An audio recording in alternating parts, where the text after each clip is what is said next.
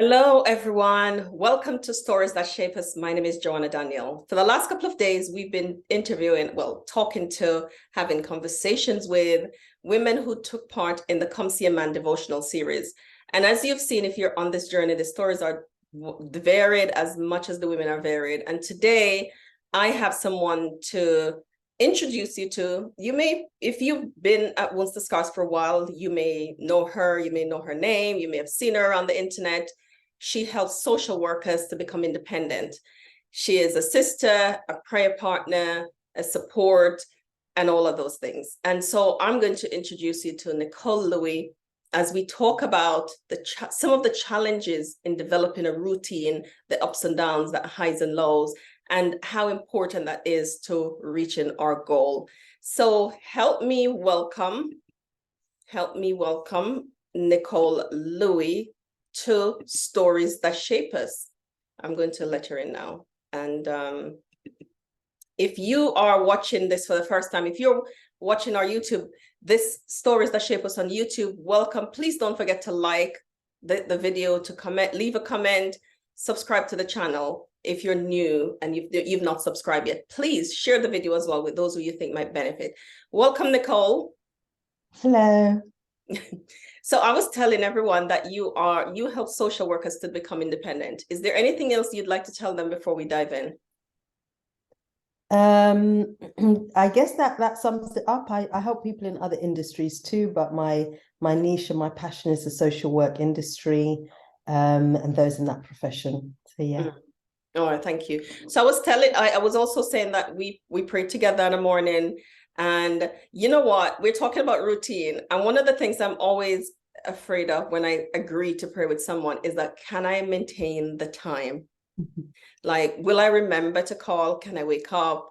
But you are the one that calls every morning. And this morning when you rang, I thought, why don't you ring more, John? And I tell myself that it's because it's so early for you. I'm going to let you wake up and dictate. But sometimes it's not. So we're going to talk about routine. Tell us about what it's like for you developing a routine, and how important is that to achieving our goals? Yeah, I would say that actually routine, I feel, is something that I struggle with. Actually, I'm a strategist, so I'm great at developing routine programs, knowing what needs to happen, how things fall in place, but actually doing it consistently is problematic, and it's the consistency that's the problem piece for me more than anything. Because once I start doing it, it's great, it works, but like most people, I fall off track, and can struggle to get back on track. So I think the routine is really important. I've had to learn to develop like having a specific time that I eat, so that actually helps regulate my body and the enzymes and everything like that, and understanding how that actually helps on a long-term basis with health. So little simple things like that might seem insignificant. And I think I've struggled with it because as a social worker, it's a very busy and demanding job. And so I didn't have boundaries around set eating times. I would be eating on the road. I'd be eating rubbish usually. So I didn't have that kind of set routine. Yes, I had a routine as far as knowing what time I had to get into work for, but then I would often be tired because I'm working late. And so sometimes I'd get into work late. So then I developed poor habits around timekeeping. I was always handing my reports or assessments in late because there were always conflicting timescales, and there were always emergencies, child protection emergencies that would flare up, and that I'd have to firefight and leave other things. So it kind of spilled out into personal business as I started working for myself. But working for myself has allowed me to actually really focus in on it. And so when I'm mentoring my other social workers, routine is something that we start off with, along with mindset, and we start putting in some boundaries and creating routine. But it is challenging. And so similar to yourself, when we spoke about starting to pray, and I said, okay, 3 o'clock will be the time that I'd be, for my time zone, I'd be up. I was already kind of doing it at 4, which had been a stretch for me because I used to struggle at 6. So kind of peeling it back and back But now doing it at 3 is easy for me. I don't struggle to wake up. In fact, God often wakes me up just before the time or just on time. And so that works. But then what I am struggling with is not falling back asleep, because then I start doing my own personal devotion. I'm praying and I fall asleep praying. So I'm still working on getting to bed early enough and working on an evening routine that really settles me, so I'm at rest for sleep. So all of that is kind of part of the routine that I'm working on. And yeah, it can be challenging, but I can see little areas here and there that are working, and I need to plug the gaps. So it's like forever a work in progress. It is, isn't it? That I don't know about you. I was saying to you earlier that I never knew the benefits of regularity. I'm going to call it another name, regularity of doing things at a certain time, and how beneficial that would be for me generally, personally, professionally, in my parenting, and just from, you mentioned health, and I didn't even know that. And so I had to learn that in adult life, how important it is to have a time to do things and do it in that time. When the children were born, we had a set meal time, and we followed that for many years throughout their lives, and that helped settle them. So I see the benefits of that. Tell us more about, like you said, you mentioned routine and your health and helping to regulate your body, and you having to do that. Why is that important?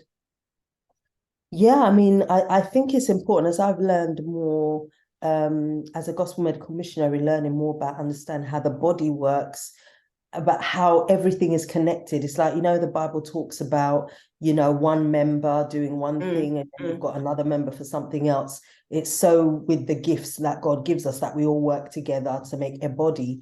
And so when I learned and discovered that when you eat at the same time every day, the enzymes start preparing themselves in their body to start receiving food, and that helps regulate your hormones. It actually allows you to digest your food a lot better and therefore absorb the nutrients better. And if that happens, obviously, the structure that God has put in within us to actually eliminate, excuse me, the waste, starts working better. So we're not constipated and our blood is cleaner, which impacts overall health. And that is just one small, very, very tiny aspect of how routine can assist from a health point of view. And I think it's important. I think it's very important, health. I have some health challenges that I'm going through at the moment. And what I'm realizing is that, and from even working with people that are unwell, when you're unwell, you have very little time to focus on helping others. You have very little time and ability sometimes to think or do, to be in mission and be in purpose.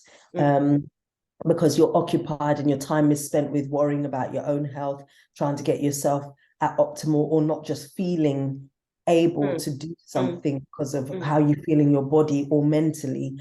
And so us being in optimal health allows us to not just be a great witness to others in terms of what health they can have, but it actually frees us up and gives us the capacity and bandwidth to be of service to others. So I think it has a huge impact in that way.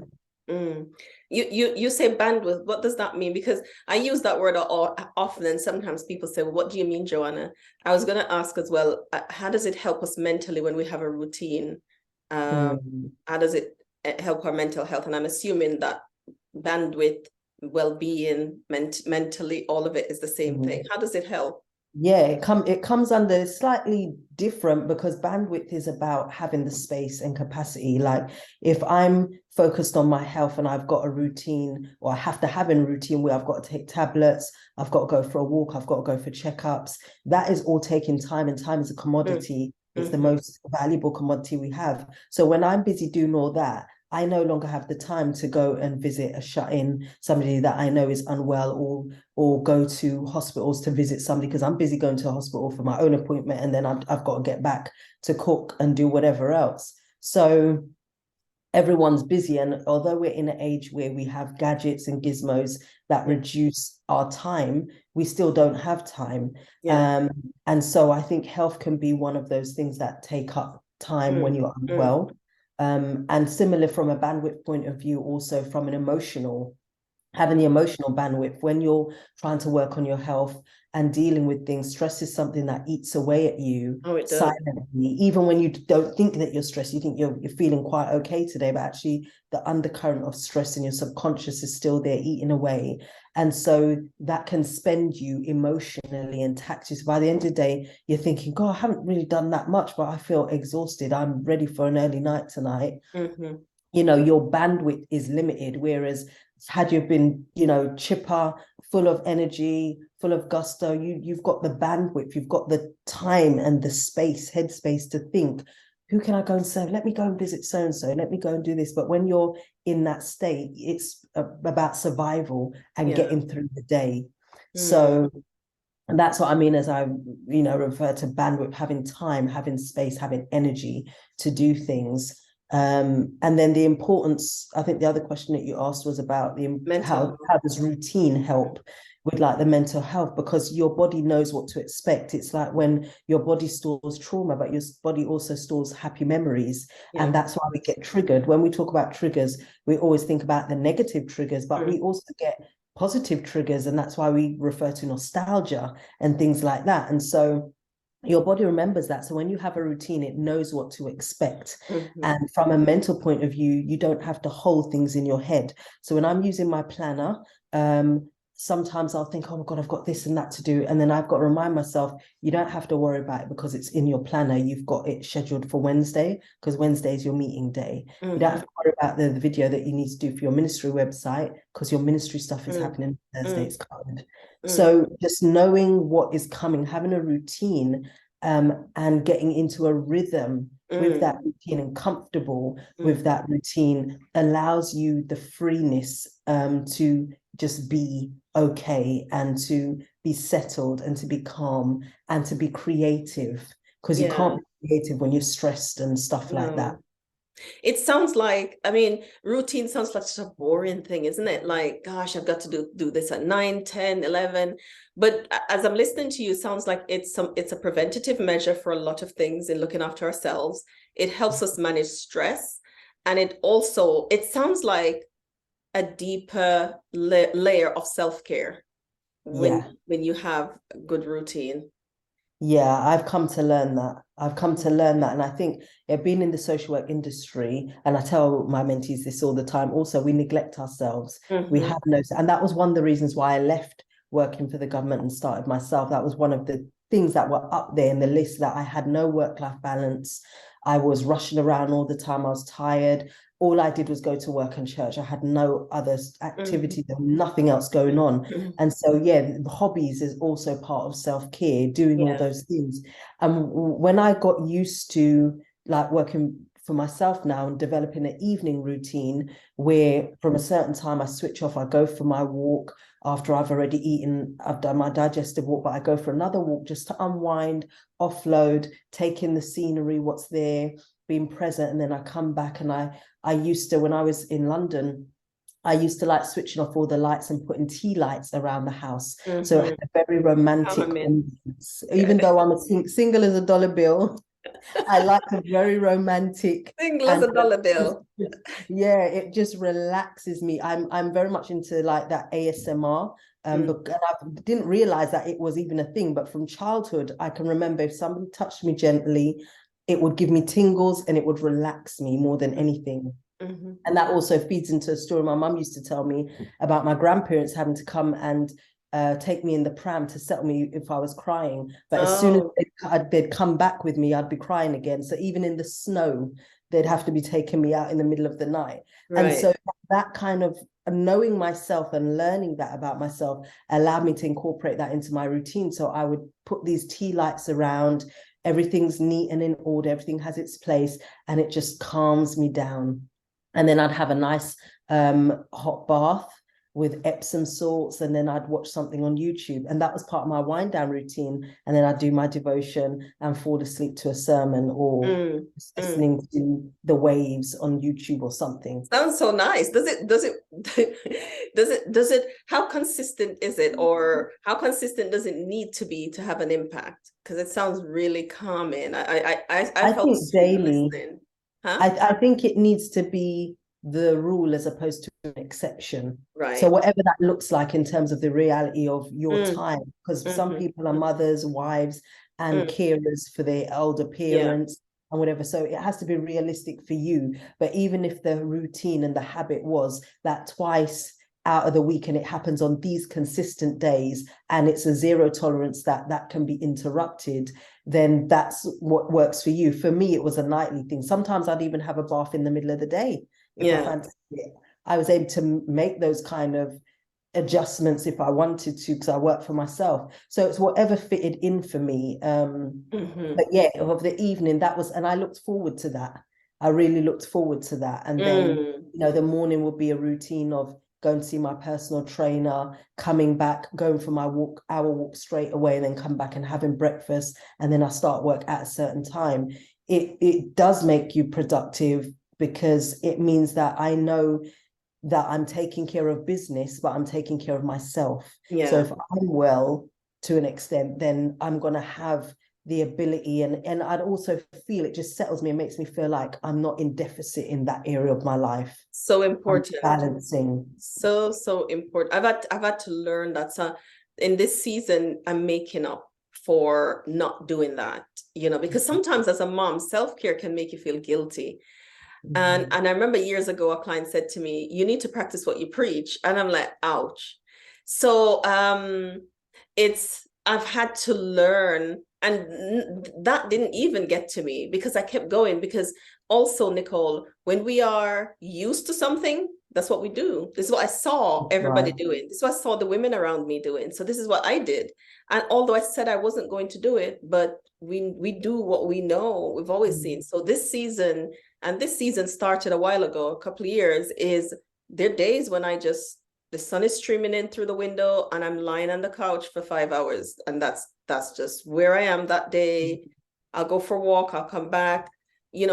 Everything is different. It looks very different in our house because it had to be. So this season is looking after my body in a very focused and selfish sometimes way, because I thought, I want my children to have a healthy mom. And if I keep going this way, they won't have a healthy mom. They'll just have a mom. And I'm not, and I want bandwidth, and I want capacity, and I want to be available for people in this ministry that God has given me. And I want to serve my children and my husband and my home. And you know how much I have on my plate. So I have to learn how to look after me. I think many women struggle with guilt when it comes onto that level of self-care, didn't they? Yeah, I was just going to touch on that because you used the word selfish, which is, I want to reframe that and refer to that as being that self-care. And this is where the guilt comes in, because there's no, it's not selfish to want better for yourself. Because if you're not okay, as you said, nobody is. If you're the head of the household with what your role is within your capacity, how's anyone else going to be well? And then you're also modeling. So it's part of teaching children and even your husband. And so taking care of yourself is I'd never think it's selfish. It's about doing what needs to happen when it needs to. And, last month, maybe you could have run at a higher capacity, but this month you do need the 5-hour binge watching YouTube on the sofa. Sometimes I do that. Sometimes I say, I've got this schedule, but I just don't fancy doing it. So I'm not going to, and I'll put it off and I'll reschedule it in my planner. And I'm okay with that. It took me a while to get there because I was very institutionalized. When I started working for myself, I had to do a lot of self-talk and remind myself that I'm running the ship. And if I don't want to do that, I don't have to. And that is absolutely okay for me to go to my niece's birthday party on a Wednesday afternoon and not be at the computer doing stuff. Okay, that's part of living life. I'm building a relationship. I'm pouring in, I'm being present, I'm being available. I'm saying I value her and my time with her and the family. So it's really about reframing some of that. And I think you mentioned also something about like the habit and doing what we learn, but sometimes we actually develop things in a routine that are not useful for us and don't serve us because it's coping mechanism also.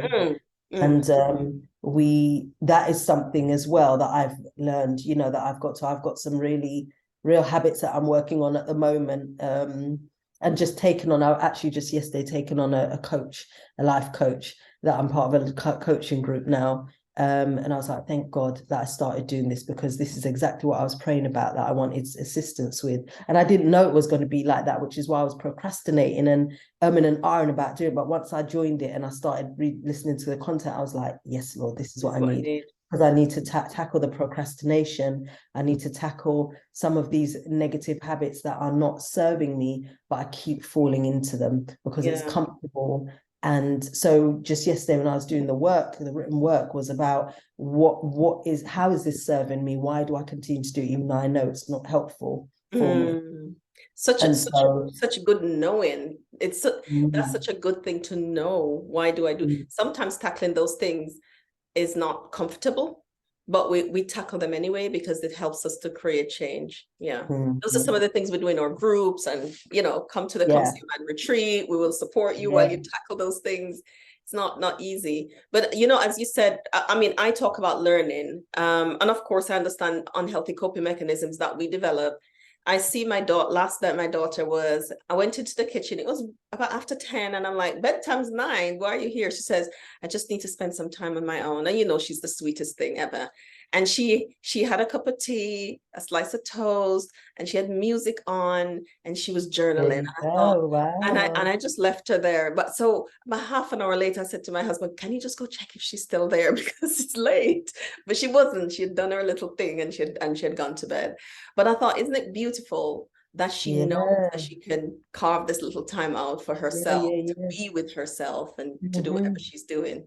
And she knows that that's a thing as Yes, well, which is it's the good. thing. That means she's seeing it. Yeah, She's seeing it's it. a thing. I wanted her to know it. I wanted her to learn it because I know, things get passed on. They learn things from us, and she's a natural carer. So I wanted her to learn how to care for herself as Yeah, well. So yeah, that's excellent. Wow. it was very funny to me, because they're young and they're doing these things, but I think it's really good that she's doing it. Yeah, yeah. So routine, self-care, discipline, it it helps us to function better as individuals, as people. It helps us to achieve our goals, but it really looks after ourselves. And I wanted to just segue into the spiritual a little bit, because I think it really serves us there too, doesn't it? When we have Mhm. this level of Yeah, understanding of yeah. ourselves, of listening to our bodies. And I think cooperating with God when he said, stop now, don't overwork, you're tired, Mm, and to be able to listen to that and to mhm. do what he says Yeah, we should do. How yeah. how do you find that it helps you spiritually? I think that, I mean, as I said earlier, the praying, at a particular time has helped me. And even before that, I mentioned that I used to try waking up at 6, and that used to be such a challenge. And now, Mm, 3 hours earlier, it's easy to do. And I find that when I stay up, it assists me because I actually have the time to do study. I have the time to really get into the word and read and do like a little song devotion and, all those things. And it's just a nice way to start the day when I do yes. it and not decide to go back to bed and fall asleep. But, and that also links in with getting to bed at the right time. But I also end my day with that as well, like doing a little Mm, devotion and mm, stuff. And so from a spiritual point of view, I'm taking care of the health and the physical, going for the walks, eating right, and doing the stuff in the day for work. But the spiritual is often what we can leave out. And so yeah. I didn't want to rush it where I'm saying, okay, I'm giving myself a 15-minute prayer window in the morning. Then I start my day and doing all these things. I see it like the tithing and stewardship, that I'm tithing of myself to God, Mm, mm, and I'm giving myself to the world and doing all these other things. But what time am I giving to my relationship with God, who I'm going to and asking to do things for me? Like, yeah. I want to be in relationship with him. I want to, and it's helped me to get to know him. It's helped me to hear his voice. So you'll know that even me being here has been like a calling, and how he's led me. But it's only because And an we amazing one at that. yeah, but it's only because I believe that the prayer that I was doing even before getting here, and the fasting, the Daniel fast that we did, and the work that we're doing now in terms of coming together and being kind of accountability for one another, but also having that space to talk and learn, from a spiritual aspect, what's going on in life, and seeing it in the word and applying it to our life has just really, for me, has been the greatest impact of these recent months for me and being where I am right now. So I think it's huge to be able to have that connection and understanding and relationship with God, because that's how you get to understand his language and how he communes and talks with you personally. And we get direction for what's next, for what we should do next. Yeah. And I was saying to you before that I feel in this space of distance right now, because, and I can guarantee, I can really trace it back to the fact, although yes, I'm getting up and doing the praying and we're doing the reading and stuff like that together, it's the bit afterwards that also has to happen from a one-to-one Taking point it of with view. you throughout the day. Taking it with me throughout the day, and I end up, when I start my routine late, then it just throws everything for me. Whereas when I've done it and it's gone according to plan, even if there have been some slight changes, I can say, yes, I've spent the time with God. And I feel like I can hear him, I can see him throughout my day. But it gets difficult when I'm then trying to catch up with myself, Yeah. So not so much easy. I find that I get more done. I feel satisfied at the end. I've served in the areas where I need to. I can hear to call this person to listen longer. All of those beautiful ways that it helps. Not that it's perfect and it flows all the time. That's right. So, but and I love it. I love it, Jojo, when I look back at maybe how the months go, because in my planner I have this like reflective piece at the end where I look back and I look at how has this gone, and especially like even with my goals, I look at each goal, and I've got this like as part of one of my goals for this quarter and this season is my spiritual walk with God and my relationship. And I'm looking at it and I'm reviewing, I'm saying, how have I done in these steps in these areas? How have they worked? Have they not worked? What do I need to tweak to make it work better? And I can look back, and when I can look back and say, I've been consistent for the most part with doing everything, it feels, it's a power boost. And it's like, okay, I'm doing it. I'm really changing. I'm becoming the person that I want to be. And that I think God would have me be also, because he's got greater things for me to do and that he wants to give me. It's beautiful. There's something about you, Nicole, that I don't know if I've ever told you this though, that I admire. And it's your always wanting to grow into, Jojo, I want to know how to do this, and I want to be this better person, and I'm going to take these courses and do this coaching, and have you read this book, and I'm doing this so that I can be a better person.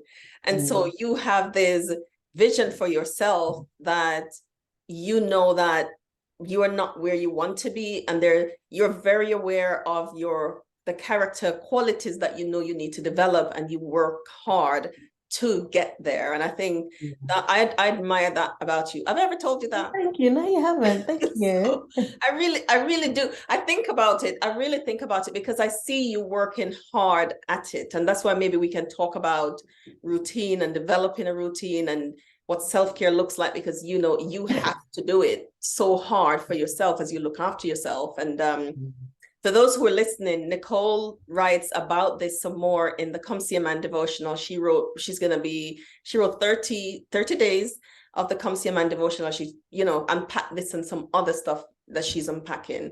I think sometimes we're afraid of knowing ourselves because we're afraid of the self that we're going to find out.